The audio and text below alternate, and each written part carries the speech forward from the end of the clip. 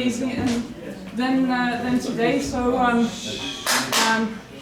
I hope I can still interest you with a broad overview of focus constructions across Bantu.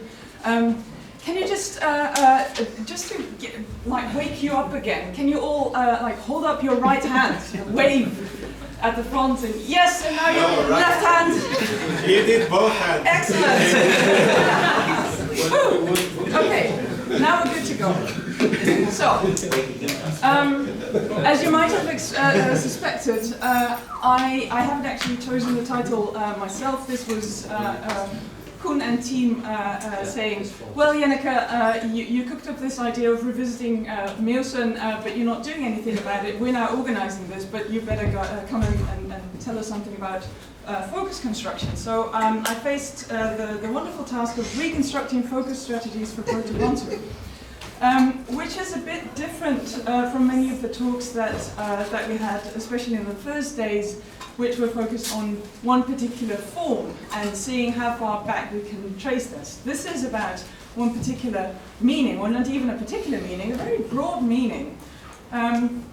So I started to ask myself some questions. Which focus strategies do current Bantu languages have? Which of these have a wide enough spread to reconstruct for either West or East or early Bantu? I'm not going to go into the question of what is Proto-Bantu and how far into linear Congo, etc. we go. And which aspect of focus do all speakers need to express, so therefore also those of Proto-Bantu, so the universals. And the aims therefore are to provide a preliminary overview of focus marking. As I said, it will be very broad and shallow, and suggest some possibilities for reconstructions, just being out there. So Derek Nurse, in all his wisdom, said focus is indicated across narrow and grassfields Bantu by some combination of word order / movement, clefting, particles, tone, reduplication of the verbal word, verb morphology, and object shape. Perfect. There we go. And because of all of this, but also because of the unclarity in some of the descriptions and also in the literature on information structure, I wanted to really dive deeper into that, which I'm not going to do for this talk, but which I have a 5-year grant for Bantu syntax and information structure. That's the project currently happening at Leiden University. Jen Lee, who's back there, is one of the PhDs on that project. Liz Kerr is another PhD who unfortunately couldn't be here today, or even this week. So we're going to dive into that for the coming years, and I'll report back to you every once in a while. For today, I present you the candidates of our focus show.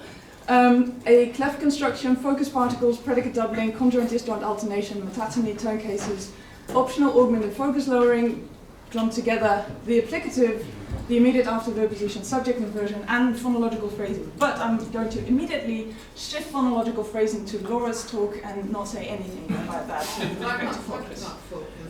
Too bad. Okay, in that case, I will say I don't think we can reconstruct any phonological phrasing dedicated to focus for any, maybe even any current language, but at least not for Proto-Bantu. So that's that. I'm going to go through these at a bit of a speed because we don't have that much time, but just to give you food for thought. So our first candidate is the clef construction. And Jeanette Gundel, in her article on the universals of topic comment structure, says every language has clef constructions, either WH cleft or it clefts or both.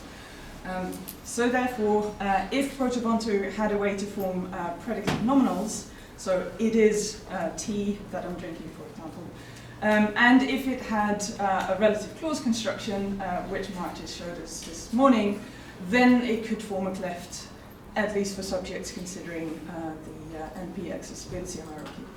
So we could propose a Proto-Bantu cleft with a copula, a noun phrase, and a relative clause. And there we go. As with all biclausal clefts, the maximal presupposition of the relative clause, so there is something that remains in this example, And the identifying function of the nominal predicate in that first part, it is the knife. That means that the biclausal cleft automatically produces an exclusive or identificational kind of focus, saying it is a knife and not something else that remains. So we have our first candidate for Proto-Bantu. We have a cleft consisting of a nominal predicate and a relative clause expressing some kind of identificational or exclusive focus. Well, that went easy. Let's see how we fare with the next one, focus particles. We have particles for term focus, so any kind of focus that's not on the verb itself, but on some kind of argument or adverb. An example from Lingala, this is a very recent innovation. Niam moto azaliko liambisi. This is work together with Jackie Maniaki.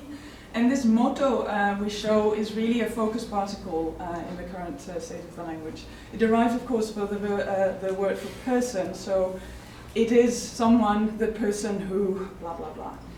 Read the article if you're not convinced. In Kikuyu we have the famous ne, so ne mai, it is water, and it's glossed here as either copula or focus. You can argue either way. In Tunen, finally, we have this mysterious contrastive A marker. So at this time, contrastive antelope, it was the antelope. And again, we identify a certain reference as being the new information, the contrastive information of the clause, therefore, as the focus. I'm using focus in a very general and underspecified way here. Second is predicate focus. In Kimanyanga, you can say Nsedi, I have worked, or Mbe Nsedi, I have worked, I haven't played. So placing the focus on the lexical value of the verb.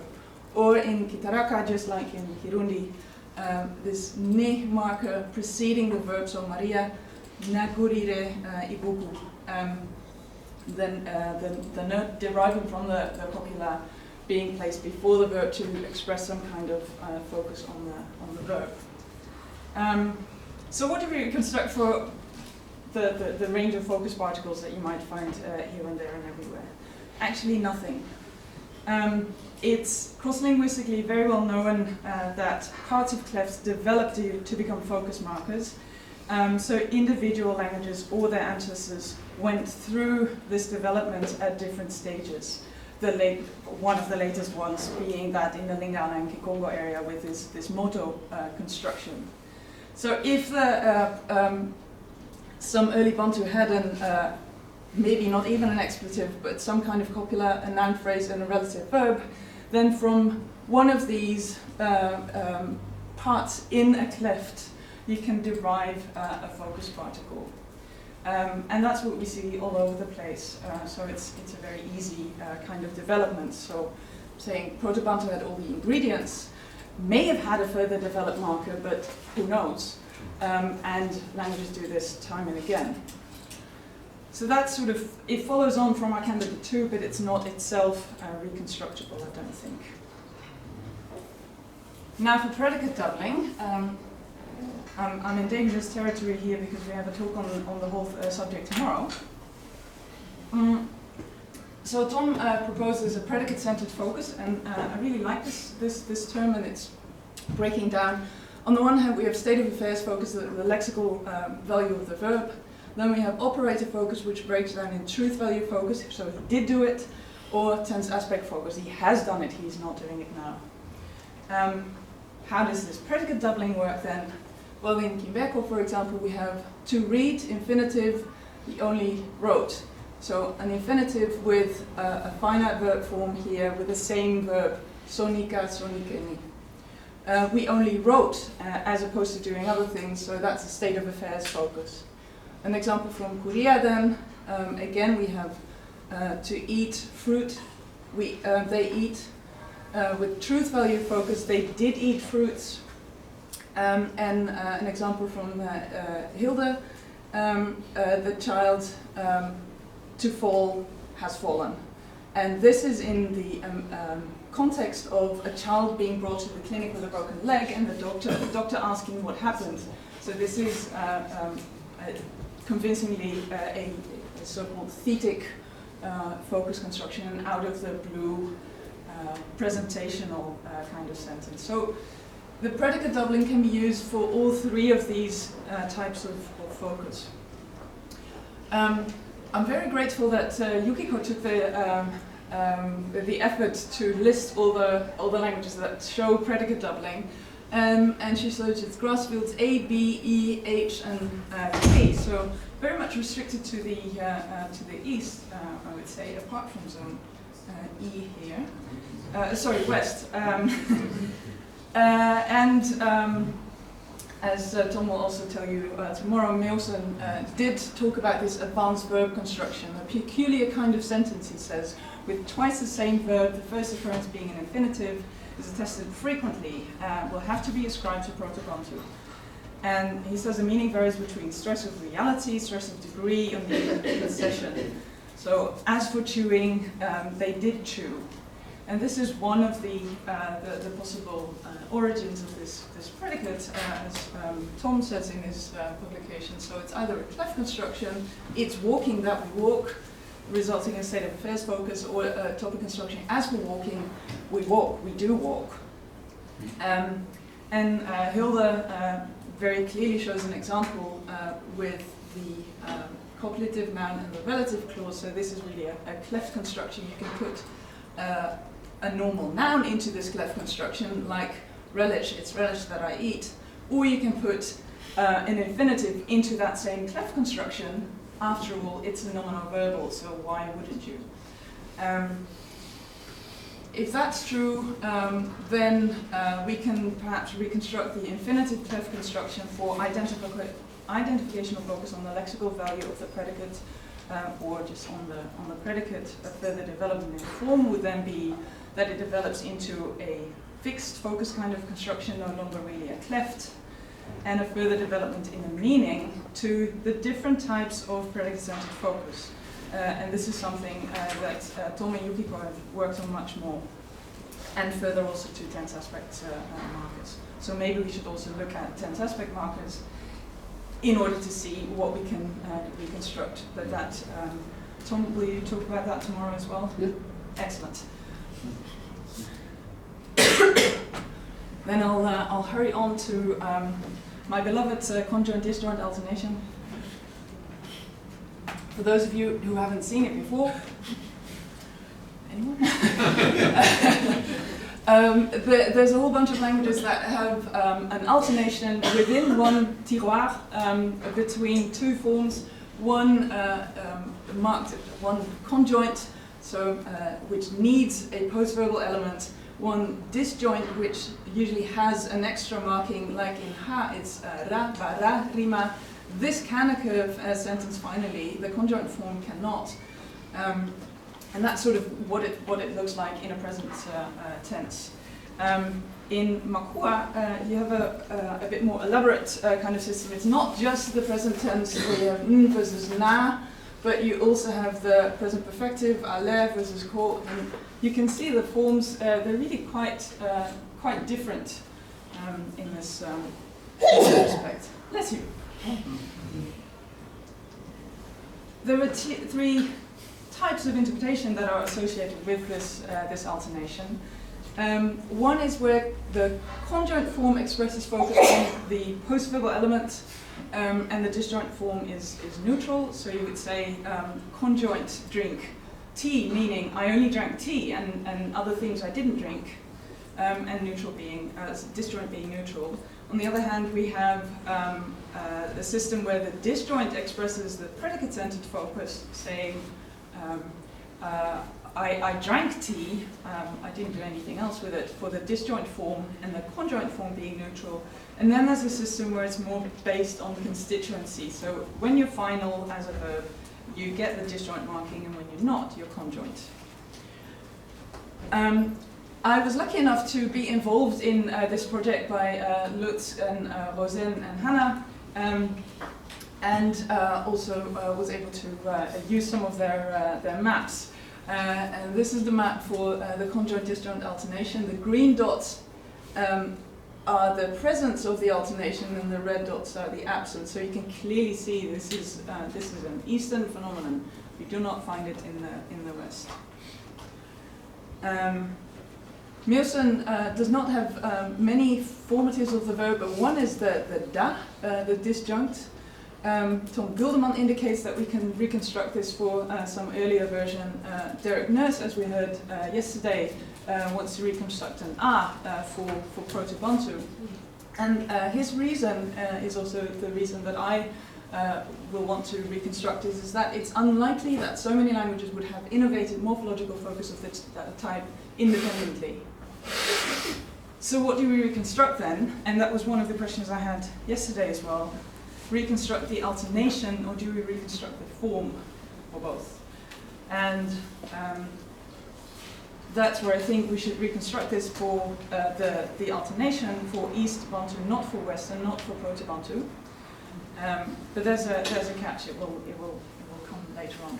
If we look at the form, as I said yesterday, we have la, ra, za, we have na or no, we have ya, and then there are funny systems in P10 and 30 with end and do, which are grammaticalizing now. This obviously comes from to go, genda.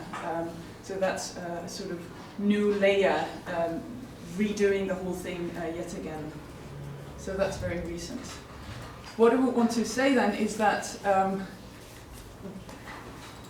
if you're Derek Nurse, then go with a, but I'm not sure where you would get the la and the re from.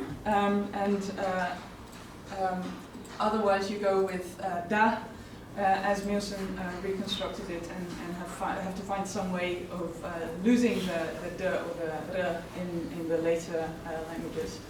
I'll leave that up to the historical linguist. I would want to reconstruct it not as a focus construction, but as something marking finality. In that case, we need to explain the relation with focus. And I think that this becomes a strengthening of the already present difference in the salience that's present in the alternation. So if we have a periphrastic form saying I go to eat in an infinitive, then the infinitive is the let's say the object of the auxiliary.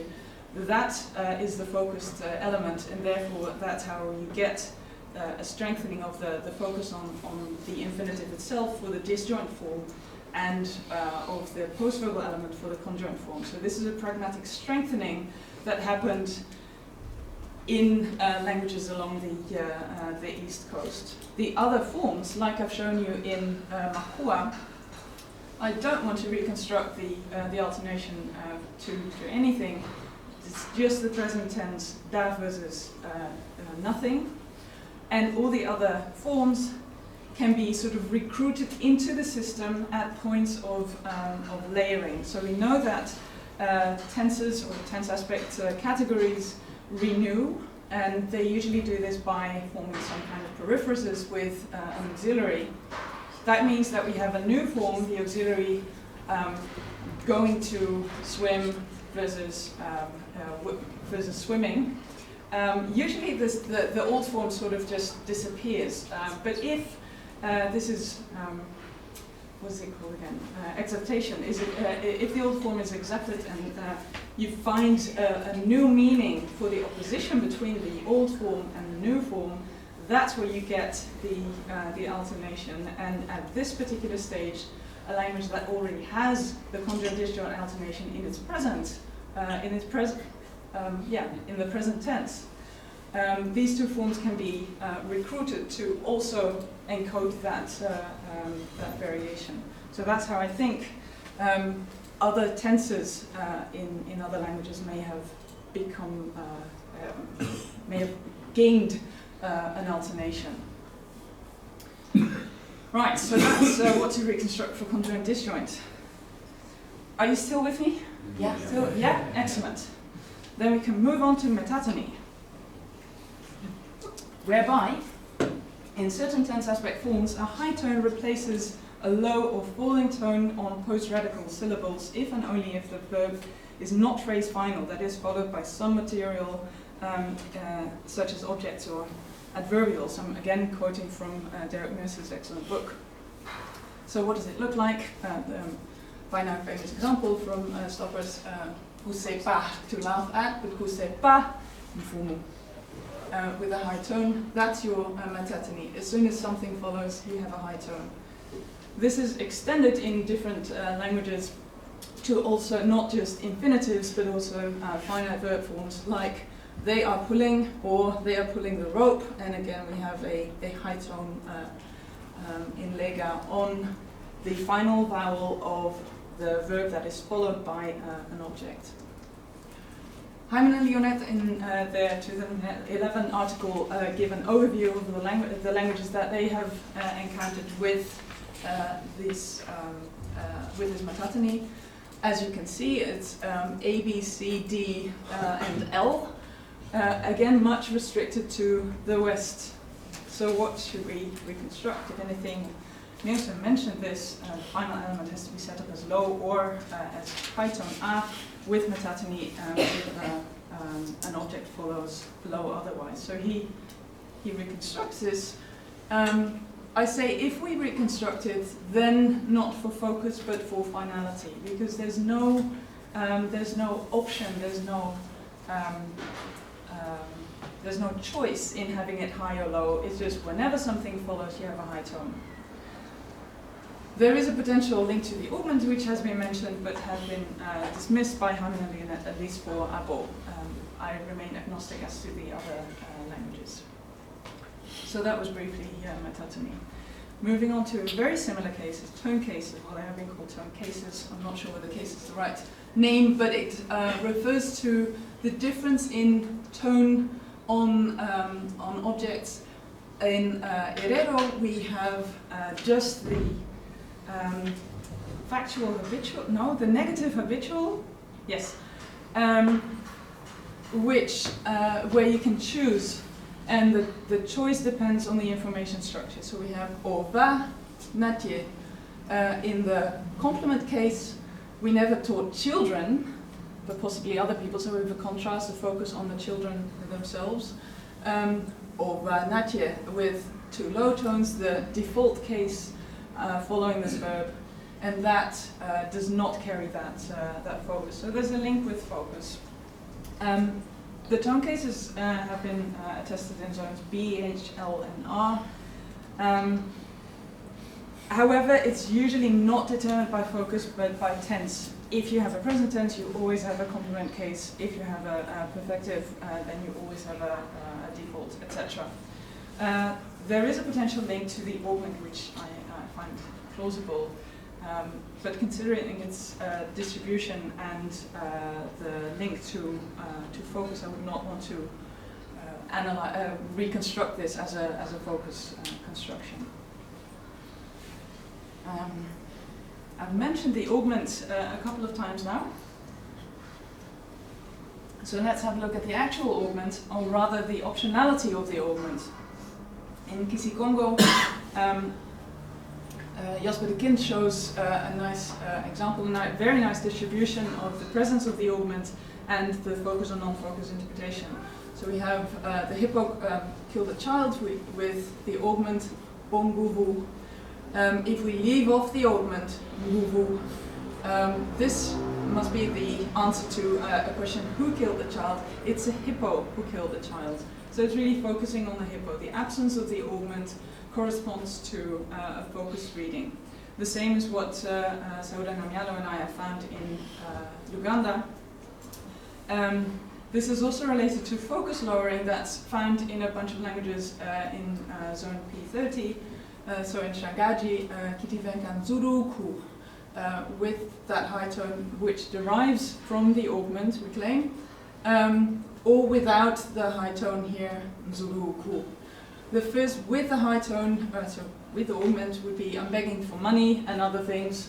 The second, as Maud indicates, means I'm not begging for other things, I'm only begging for money. So putting the focus on that post-verbal object. And that's what the absence of the augment indicates, focus on the post-verbal object. So these are the same things, and based on a bunch of overviews, these are the languages where we find this optionality of the augment, playing with the augment, E, F, G, H, J, M, P, and S, mostly East, I would say.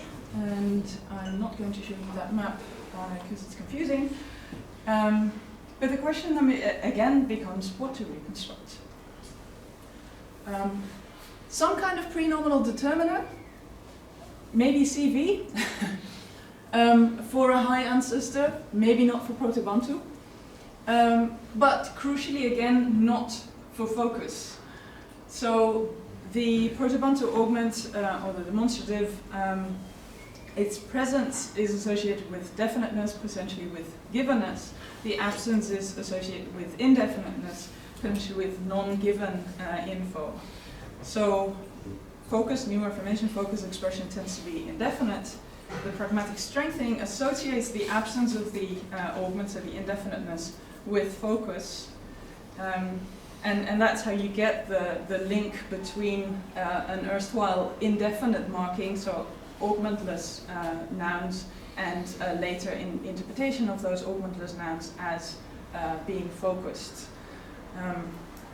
Further developments then are a reanalysis as a negative polarity item, as licensing in a restricted domain, as a marker of contrast or identification, its presence that is, and some languages have just lost the contrast altogether. But if there's a contrast, I would say this, and a contrast in information structure, this is a later development, a later pragmatic strengthening of the first definite-indefinite distinction. Now I have to talk about applicatives because Sarah mentioned them. Tree out there. Sorry, yes, of course. Back in the 80s. Yeah, it's true. So an example from Cressel. If we have an applicative on the verb, then the post-verbal locative is in focus. Does the cooking in the yard as opposed to somewhere else? And Sarah asked the question, do we reconstruct this type B, a narrow focus on the locative noun phrase for Proto-Bantu? Option 1 is it used to be focus, then became related to introducing of arguments and then to aspect, is what Sarah first presented. Another option, inspired by Lutz and Martin's paper, is that it encodes unexpectedness, the unexpected appearance of the object. Sorry. Another option, and this is perhaps more traditional, is that the applicative functioned as an argument introducer and then became a marker of focus. And the reason why that would potentially work is that typical object positions can be reanalyzed as focus positions. We've seen this in Hungarian that now has SVO order, but still has a pre-verbal focus position from its previous SOV order, and we know that it's recently shifted its basic word order. And the same for Tunem, which has an immediate after verb position and has recently moved to OV, but retains that focus position. So the applicative is one way of promoting a phrase to verb adjacency. Objects don't need to be promoted because they're already verb adjacent. The locative is a typical oblique to be promoted, and therefore you would find this with locatives more often. Sometimes we need the applicative in inversion construction, which is also an argument to say it helps to promote the adjacency, the argument status of the focused elements. So with that, I'm not quite ready to choose, but if we go with option 2, that and the whole previous metatony and tone cases and conjoint disjoint all work together in a strong link between the verb and object. So Jenneke Gundel, again, the Universals of Information Structure says the most neutral position for focus in the language will be the position normally occupied by the direct object. That's uncontroversial. So there seems to be a complementary distribution between metatony and tone cases on the west and the conjoint disjoint alternation on the east. what these have in common is that they indicate the link between the verb and the following elements, actually the following object originally. Word order can also still reflect this, and this is how we get to our candidate 9, the immediate after verb position, which we find all the way from A to Z. So from Achem, where John Waters first proposed this and said, okay, if we want to focus the for the chief, this has to be adjacent to the verb to sing. The same we find in Zulu. We have the recipient and the theme in a, say, normal order, canonical order, and if the theme is focused, it needs to be adjacent to the verb. So, of course, there are Bantu languages with an immediate before verb focus or final focus, but nevertheless, given that that SVO is a prevalent word order, that many markings of relation between the verb and object, as we've seen, given the dislocation of given elements, also the OB order, and the default mapping of object to focus, I suggest that Proto-Bantu preferred the new information focus as right adjacent to the verb, and there's a strong relation between verb and focused object. That now leads me to subject inversion, which we haven't heard anything about this afternoon. So I can probably skip the examples. I will show you some of the maps again from Lutz's project. So this is there any inversion at all? There's only one red dot here which doesn't have inversion, all the rest do. This is locative inversion, and red means we don't have locative inversion, but green means we do, or blue as well, depending on the type. So that's very widespread as well. Patient inversion, so the subject-object reversal, is much less widespread, and instrument inversion. This might just be an artifact of the data looked at. People don't usually describe this kind of inversion. So with that kind of spread and this idea, where was I going? I wanted to show you that we do find this kind of inversion in a bit further outside of narrow Bantu. So we have the power give God. So the post-verbal logical subject, in order to indicate focus, is attested here as well. As we've just heard, languages that do not have subject inversion are found in the northwest. Yet another thing that happens, and this is a slide I put in after Maud and Rasmus's talk. The copula seems to be the least marked, and most languages have some kind of inversion construction with a copula. And it goes down the more arguments you add to the predicate. So, what do we learn from that then? I'll refer to all the other talks and discussions. But I think that some flavor of subject inversion can be reconstructed for Proto-Bantu, as Mjolnir also did. So, at least with the copula, but given that OBS is disappearing, and given its appearance in zone C and D as well, I think this must have been more common at an earlier stage of Bantu. What meaning did it have is then the question. And this is where I think it's not focused, but it's rather non-topic as part of the comment. Why do I think this? Well, it fits with the default interpretation of the object in that post-verbal position. It is found in many inversion constructions, also outside of narrow Bantu, at least as one of the options. So you can have narrow focus or a thetic non-topical construction interpretation. I mean, and this is not really an argument, but something to take into account. The identification or exclusive focus is already captured in a cleft construction. So with that whole overview, these are the candidates that we have. The green ticks are, yeah, we may want to reconstruct this for Proto-Bantu or for early Bantu. The arrows are east or west, and the crosses are, no, we can't. So what we end up with then is what did early Bantu look like? Some suggestions. Well, it had a cleft construction. I'm pretty sure about that, but it's rather boring, as Tom said the other day.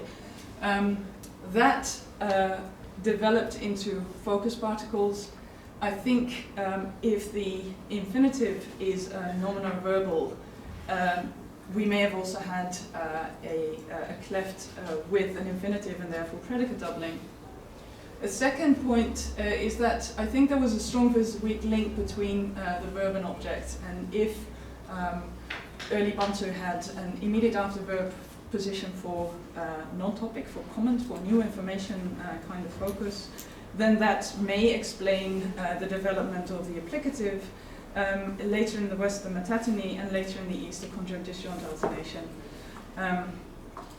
It also fits with the subject inversion for agent non-topicality, and well, we had augments on definite nouns which have nothing to do with focus initially, but have developed into optional augments for focus, potentially the tone cases and focus lowering at later stages.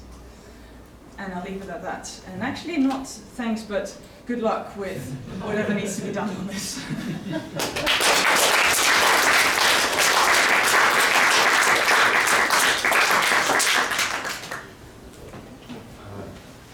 Two small things. First, there was a paper in 2018 in linguistic typology and predictive replication. I don't know what you know about it, so it may be useful to have a look at it. Predictive replication.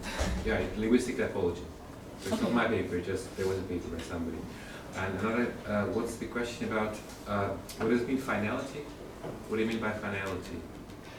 Whether it could be at the end of a constituent, so not necessarily sentence final, because some sort of dislocated elements might still be there. And so, are there? Do you know? I mean, in other languages, markers that are dedicated as finality markers? Is it known somewhere? You mean like outside of Bantu? No, yeah, because you suggested that these markers were finality markers, and I wonder. Yeah. I mean, are there? Okay, does so it exist anywhere else? I think. Yeah, theoretically, you have pre-boundary mixing, for instance. Gore, these kind of No, things. but there was. There's also Jenneke was the- speaking about specific markers, so not just like prosodic lengthening or whatever. But that's pre-boundary. No, but that is also marking. Another thing, and that's Yeah, what I it's quite think you might different be after, is that we know that languages can have transitivity requirements.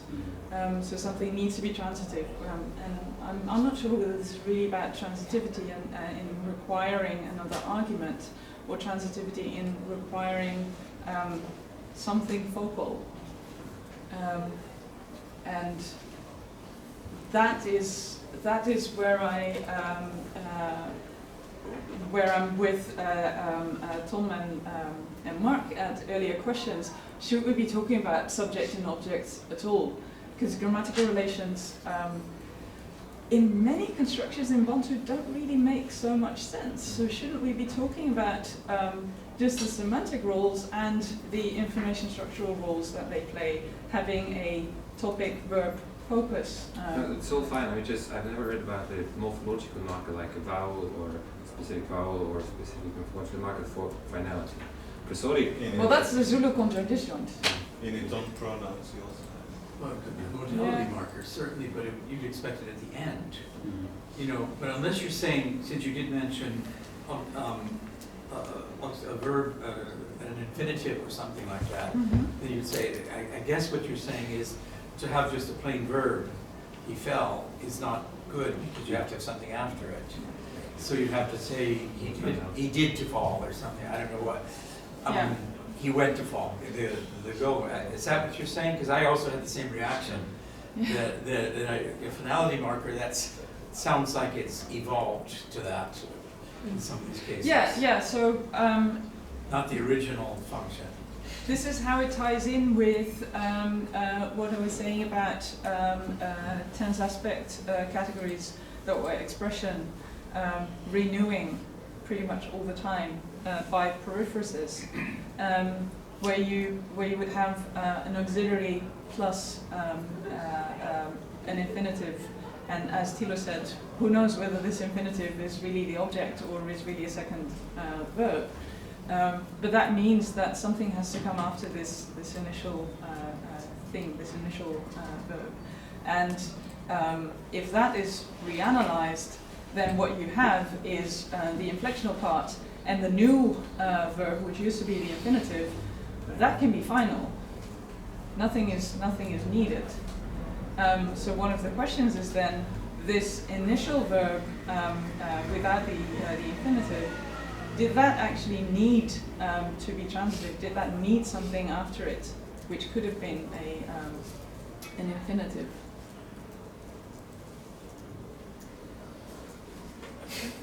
Colin?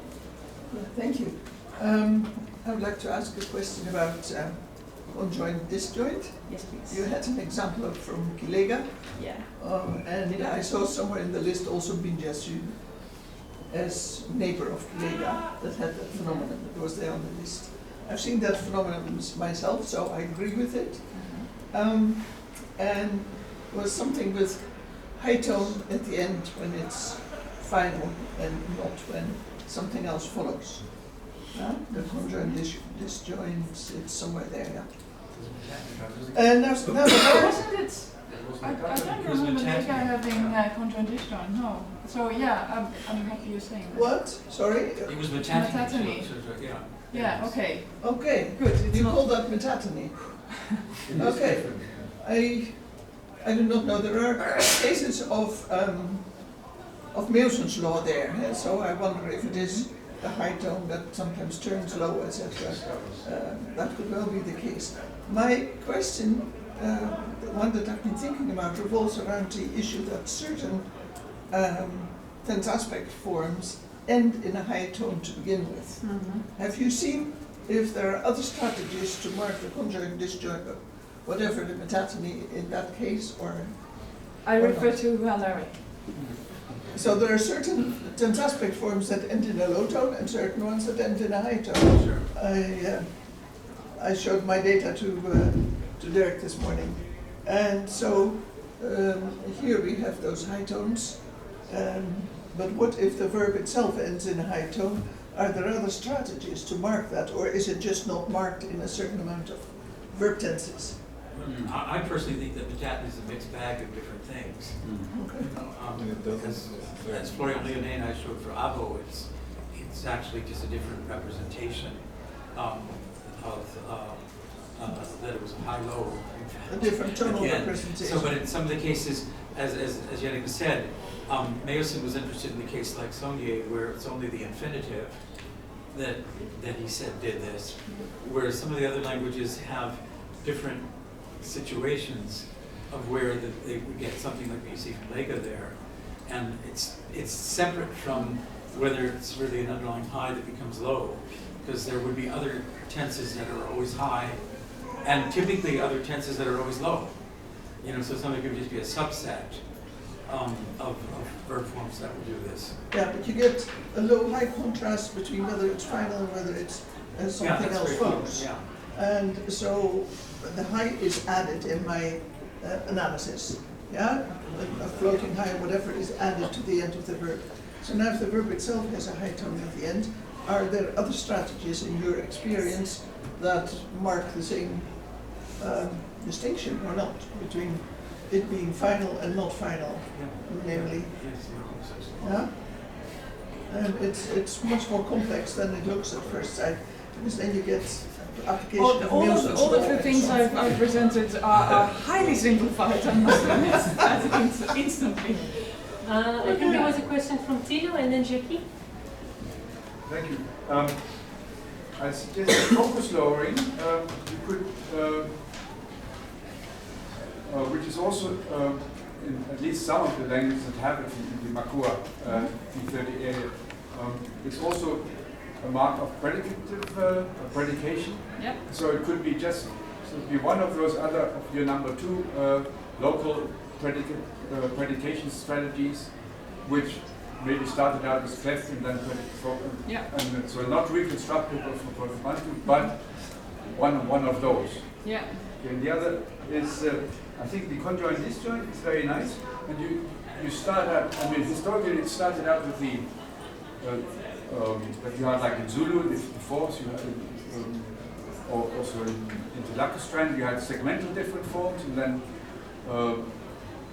Denise Kreises showed in Swana there are in additional lot of forms that are only tonally distinct, and I think the third stage will be when that there are only prosodic phrasing left there that show. I expect it to be somewhere to be found that you have conjoint disjoint, but that I mean that some of the prosodic phrasing could be seen as exponents of conjoint disjoint, but then only represented by not by different segments, not by different tones, but by different phrasing. Thank you. Thanks. I forgot to mention that I think those conjoint disjoint systems can also just sort of crumble apart, and that's what I think we're seeing in Matengo, where you have non-matching things, and that's where the present tense is only conjoint, which needs therefore dummy objects or dummy verbs to fix the syntactic, semantic, and information structural requirements. Yeah. Yeah, just one more question. One remark and one question. If I go back to the example of optional augment, I think many times when we talk about something, then we separate tones and the rest. Like we talk about word order, then we don't see what happened with the tones. Here, if I take this example, you say that the augment is optional. This is what I tried to explain on Monday. Actually, you have also a difference of tone. So you have less candidate than it seems. This goes probably with what came before. It was a tone case, I think. We just don't call it tone case because you do see. Yeah, no, so in Kisikongo, they really go together, and that's also what Jasper shows. It's not just the optional augment, it's also the tone cases for this language. For Luganda, not so much. No, I just take this example. This one, for instance, it's clearly also a game of tones. Yeah, absolutely. Yeah, I agree. Should mention that. It's indeed maybe more Western Bantu, but in Kuti, on S, they have also one case. So putting together some of them, at least some of those candidates, it changes the distribution actually. Yeah. And because for me also, all this has to do with augment. So again, the augment is important. But the question is, how far should the change be to be called conjoint disjoint? Is an alternation of the final, I mean, if I have a change at the end of the verb form, is it enough to enter in conjoint disjoint, or is it not enough, like losing one syllable at the end? The diagnostic that I would like to use there is there a choice when something follows? So if you always have the same vowel or the same tone when something follows, then there doesn't seem to be a relation with information structure directly or indirectly, then no. But if there is a choice and you do see a change in like difference in meaning, then that could be the same kind of alternation. I know some Western languages having a change at the end of the verb if they are followed by, I mean, they are losing one part of the verb when they are followed by objects. This form is impossible if there is nothing after, no something. Yeah, so the question is, can you also have the non-lost form, the final form with something following? let's talk about that. Okay, yeah, while you think about that, it's time for the coffee break, and we start again with roundtable discussion at 4:15. And let's thank our speaker again.